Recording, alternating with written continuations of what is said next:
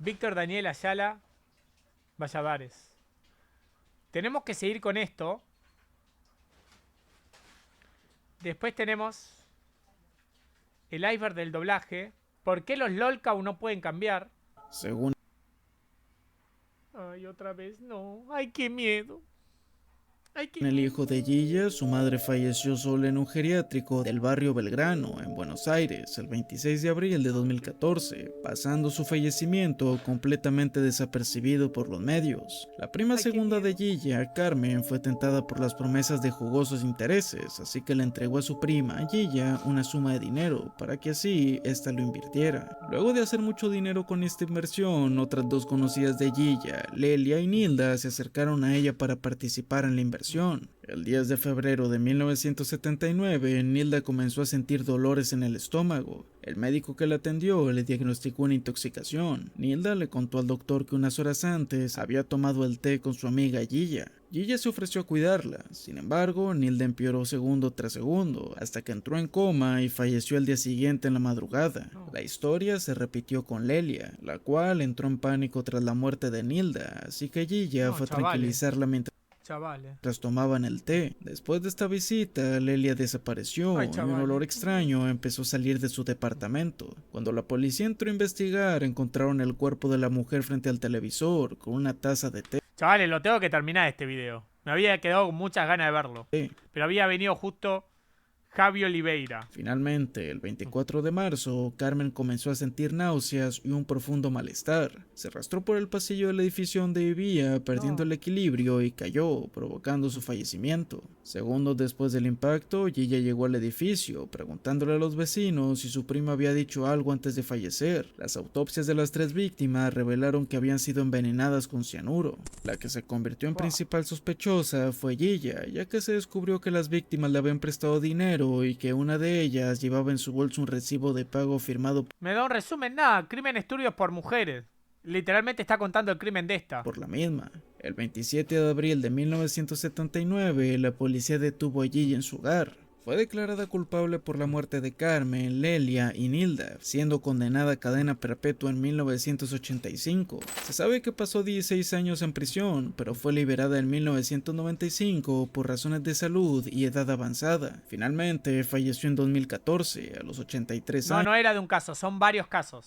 Y hasta el día de su fallecimiento nunca admitió sus crímenes. Y ella se convirtió en un personaje mediático en Argentina, pues tenía un carácter peculiar y varias frases suyas como "yo no soy una asesina, soy una incomprendida" se volvieron muy populares en la cultura del país. También es recordada por ser la primera asesina serial argentina. Hoy en día existen muchos materiales de entretenimiento basados en su historia. Hasta su propio hijo, Martín, escribió un libro basado en la lo del Mexican López de ayer respondiendo al Tartaja no está, ¿no? relación que tenía con su madre y cómo ésta le confesó todos sus crímenes. Vivo de lo más tranquila. En primer lugar, esas muertes no existieron, porque yo no maté a nadie. Aunque te parezca mentira, estoy con la conciencia tranquila. ¿De qué murió esta gente? No sé. Todos han muerto de muertes distintas. Uno no sé si fue el corazón, otra no sé qué fue. Han muerto de muertes distintas. Pero yo puedo decirlo tranquilamente, ante Dios y ante la Virgen, que yo no maté. Si te gusta el contenido, te invito a que te suscribas al canal, donde podrás ver más temas como este. También échale un ojo a mi canal secundario, donde publico mis reacciones. Y si quieres preguntarme algo, puedes verme en vivo en la plataforma morada. También no te olvides de dejar un like si te gustó y comentar qué te va pareciendo el video. ¿Te imaginas que no mató a ninguna y que las tres mueran justamente el mismo día? Horas después de que ella les dio té. Y amigo, está complicado. La nana diabólica.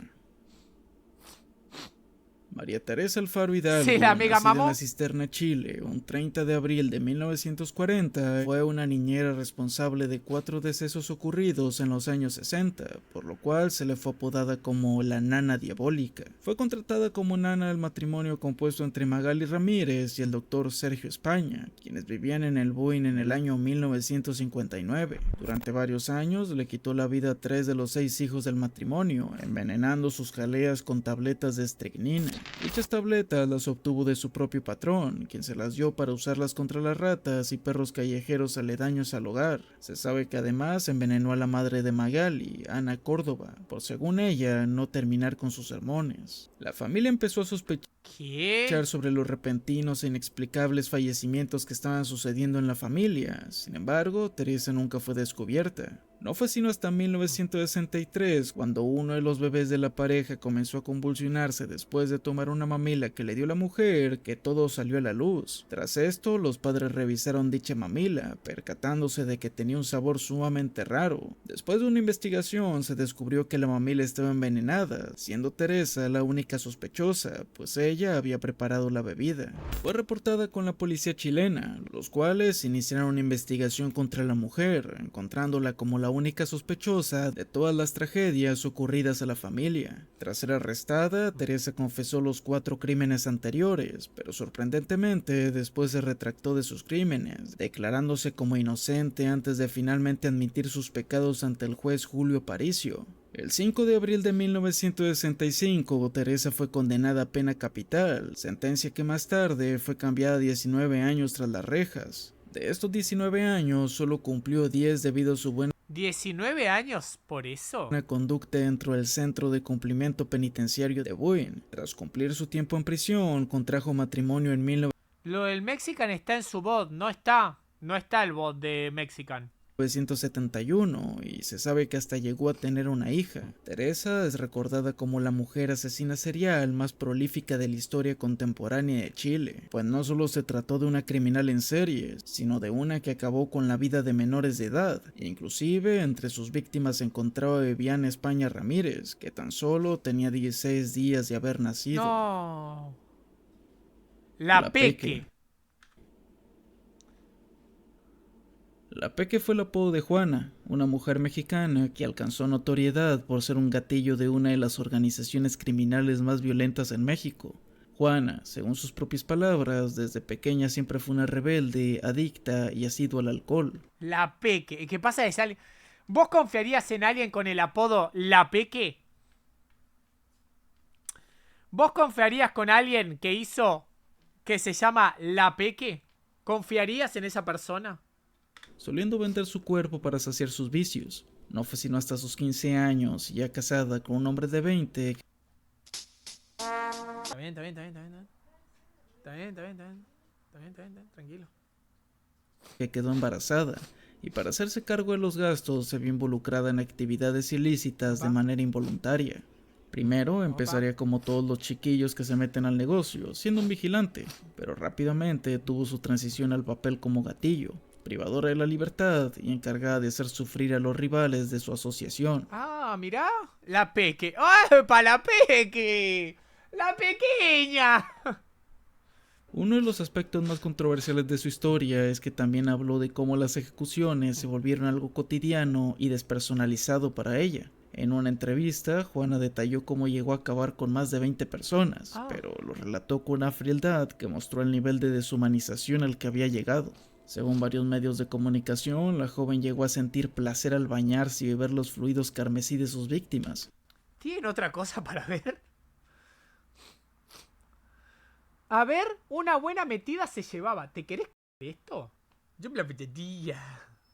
Incluso manteniendo relaciones con los cuerpos y utilizando las extremidades separadas para darse gusto.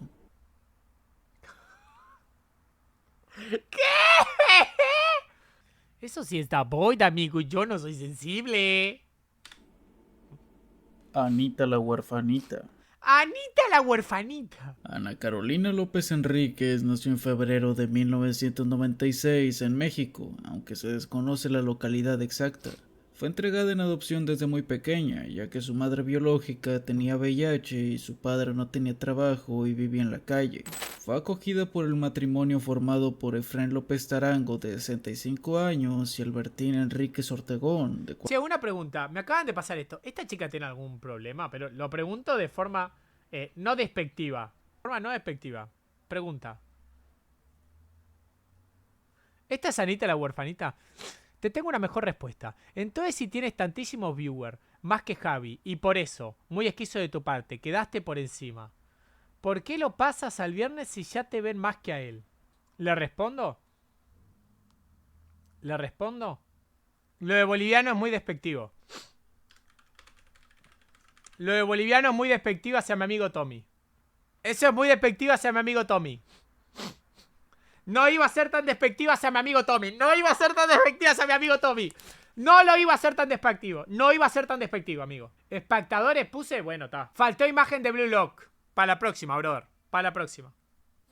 45 años, en Chihuahua. Para Efrén, Ana Carolina era su séptima hija, pues ya tenía 6 hijos de una relación anterior. Desde pequeña, Ana Carolina no logró integrarse en su nueva familia y desarrolló resentimiento hacia sus hermanastros, a quienes veía como oportunistas que solo buscaban a sus padres para obtener beneficios. Aunque la describían como tranquila, reservada e inteligente, su personalidad introvertida la llevó a aislarse y a no expresar sus sentimientos. Además, sufrió ¡Ay, era una edgy! bullying en la escuela, donde la apodaron Anita la huerfanita, un apodo que detestaba y que también incrementó su rencor hacia Efrén y Albertina. Con algunas amigas cercanas, Ana Carolina comenzó a expresar sus frustraciones, llegando a decir en tono de broma que les metería un susto a sus papás por no haberla protegido del acoso escolar.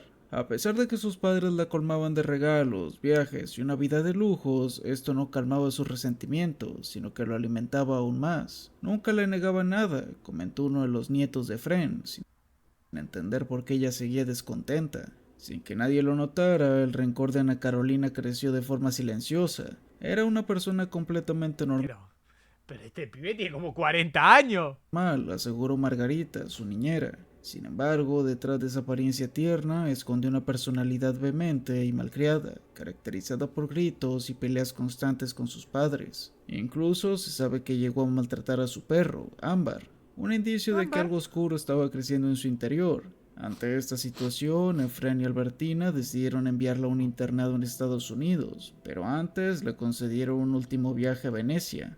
Un año antes de que esta decisión se concretara, Ana Carolina comenzó a planear un macabro escape. José Alberto Grajeda, con quien llevaba unos pocos meses, para que le ayudara a deshacerse de sus padres. Además, se unió Mauro Alexis Gómez Amarrón, amigo de José Alberto. Este se volvió cómplice en el plan. Ana Carolina sabía que debía eliminar a sus padres, podría heredar y empezar una nueva vida junto a José Alberto, comprarse una casa y hasta casarse. El viernes 3 de mayo de 2013 fue el día que eligió para ejecutar su plan. Escogió un viernes porque sabía que ese día la asistencia no trabajaba y que su padre estaría fuera jugando bolos. Esto le permitiría atacar primero a su madre. Ese día escondió a sus cómplices en la casa y llamó a Albertina para que le ayudara en la cocina. Aprovechando el momento, ¿Este tiene las marcas de Eren en la cara o soy yo? Mauro le estranguló con un cable mientras la mujer veía de frente a su hija. Luego le inyectaron veneno para ratas en el pecho y en el cuello, escondiendo su cuerpo hasta la llegada de Efrén. Cuando el padre regresó, Ana Carolina lo engañó llevándolo a la cocina, donde José Alberto lo estranguló. E incluso encadenó su cuello a la pata de una mesa para que si llegase a despertar no pudiera moverse. También le inyectaron veneno. Tras los asesinatos, los 3 jóvenes se lavaron las manos con cloro, robaron dinero de la casa y se fueron a cenar unos perros calientes. Al regresar, continuaron bebiendo y charlando. Incluso durmieron en la casa. A la mañana siguiente, limpiaron la escena del crimen, envolvieron los cuerpos en bolsas de plástico y los subieron a una camioneta. Condujeron hasta las afueras de la ciudad, compraron 13 litros de gasolina y, en un terreno baldío cerca del parque acuático Sapo Verde, incendiaron los cuerpos. Parecía una pila funeraria improvisada. Horas más tarde, la policía encontró los cuerpos calcinados. Aunque no fueron identificados de inmediato, la autopsia reveló que las víctimas eran Efrén y Albertina. ¡Pero es una niña! ¡Pero es una niña! Gracias a una prótesis que ella portaba en las caderas. Mientras tanto, Ana Carolina acudió a la comisaría para denunciar la desaparición de sus padres, mostrándose consternada y fingiendo ignorancia sobre su paradero. No pasó mucho tiempo antes de que la presión sobre José Alberto lo hiciera confesar. Ya no puedo más, necesito un psicólogo, dijo los agentes antes de revelar los detalles del crimen y el rol de Ana Carolina en él. Según él, todo comenzó cuando ella le dijo que no soportaba más a sus padres y él le ofreció silenciarlos. Durante el interrogatorio, Ana Carolina mostró una falta total de arrepentimiento. Le preguntaron si ¿Lo silenciamos, güey? se sentía mal y respondió sí y no. Sí porque ya no me voy a poder casar con mi novio, no porque ya no aguantaba a mis papás, explicó. Al ser preguntada sobre cómo se veía si no la hubieran atrapado, respondió que feliz. Matar a sus padres, confesó, le hacía sentir libre. Antes del juicio se le realizó una evaluación psicológica y los expertos concluyeron que Ana Carolina tenía un alto nivel de psicopatía, además de indicios de sadismo carnal y una total falta de empatía.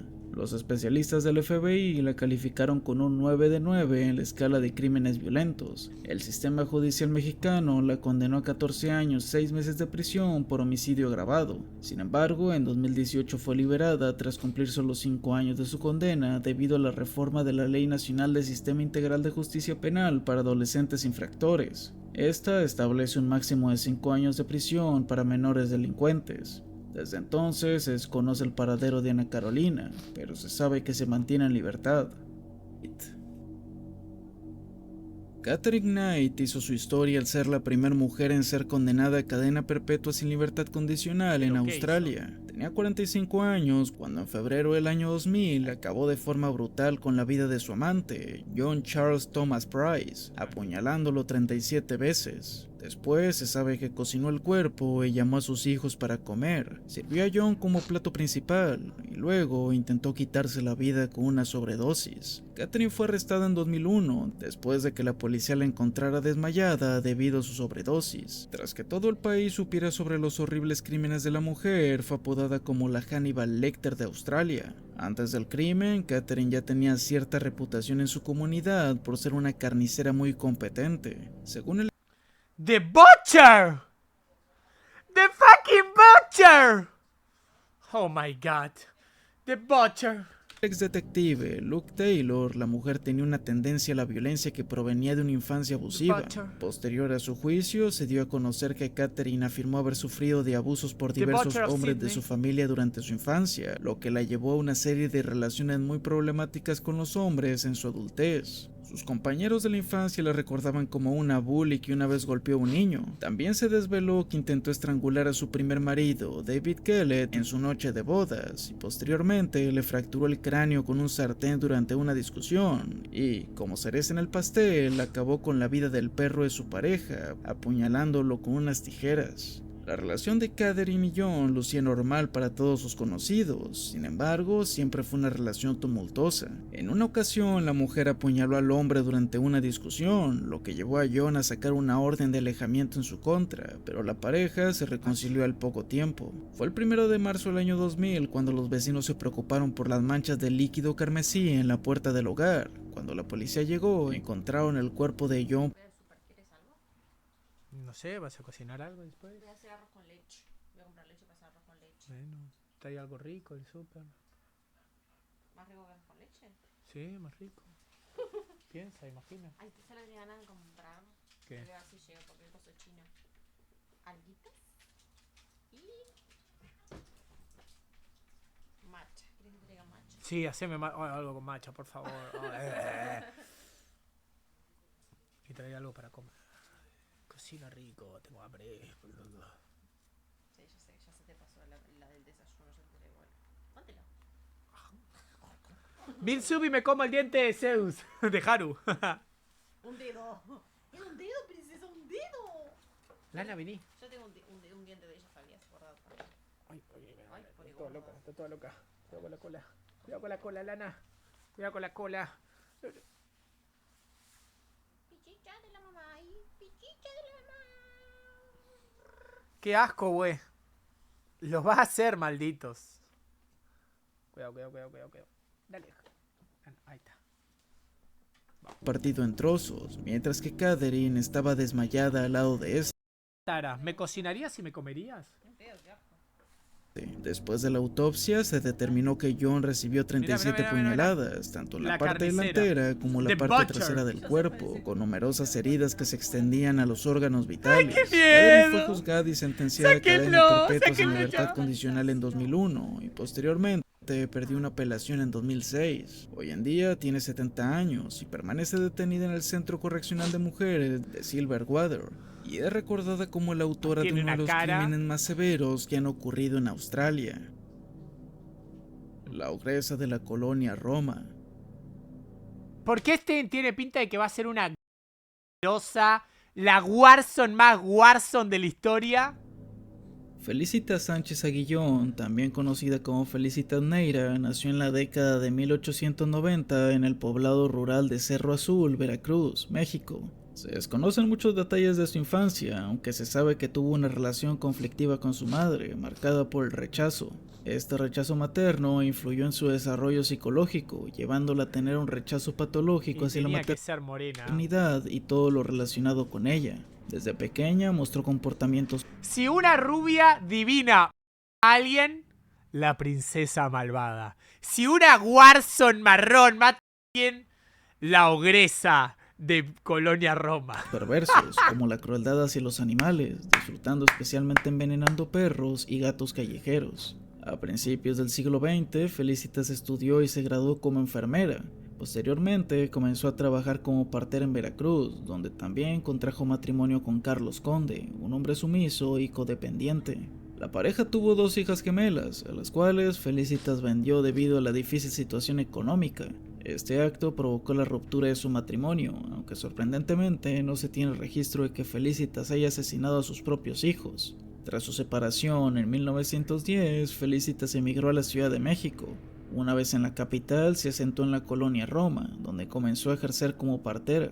En su residencia, alquilaba una habitación en el tercer piso de un edificio en la calle de Salamanca número 9, donde también practicaba abortos clandestinos y traficaba con infantes. En un principio vendía a los bebés recién nacidos que sobrevivían y compraba infantes de madres que no podían mantenerlos. Esto bajo la promesa de colocarlos en buenas familias. Sin embargo, cuando no lograba vender a los infantes, simplemente les quitaba la vida. Durante la década de 1910 fue arrestada en 2 ocasiones por intentar vender bebés, pero fue liberada tras pagar una multa.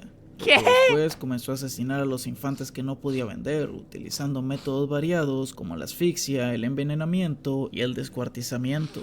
Para deshacerse de los cuerpos, los tiraba a las alcantarillas, los incineraba o simplemente los arrojaba a la basura.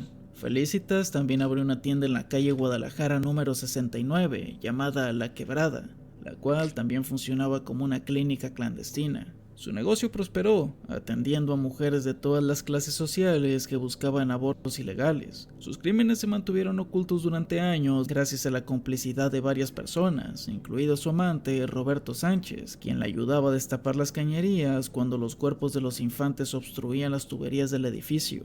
El 8 de abril de 1941, las autoridades fueron alertadas cuando un fontanero descubrió restos humanos en una alcantarilla bloqueada en el edificio Salamanca número 9. La policía allanó la vivienda de Felicitas, encontrando un altar con velas, cráneos y fotos de infantes, lo que la vinculaba directamente con infanticidios. Felicitas se dio a la fuga, pero fue arrestada pocos días después junto a su amante, mientras intentaban huir de la ciudad. Durante su detención, Felicitas se mostró mentalmente inestable, comportándose como una niña. Lloraba y repetía constantemente que quería irse de allí. Aunque fue acusada de aborto, inhumación ilegal de restos humanos y otros delitos, las pruebas clave que la vinculaban con los asesinatos desaparecieron misteriosamente. Fue liberada en junio de 1941 tras pagar una fianza de 600 pesos de aquella época, equivalente a aproximadamente 600,000 pesos actuales. Pocos días después, el 16 de junio de 1941, Felicitas acabó con su vida a través de una sobredosis de Nembutal.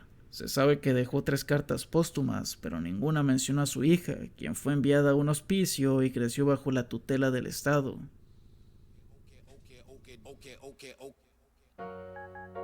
Y con esto concluimos el video en esta ocasión. Espero que lo hayas encontrado entretenido e interesante. Hoy, ya que a ti te gustan los Void,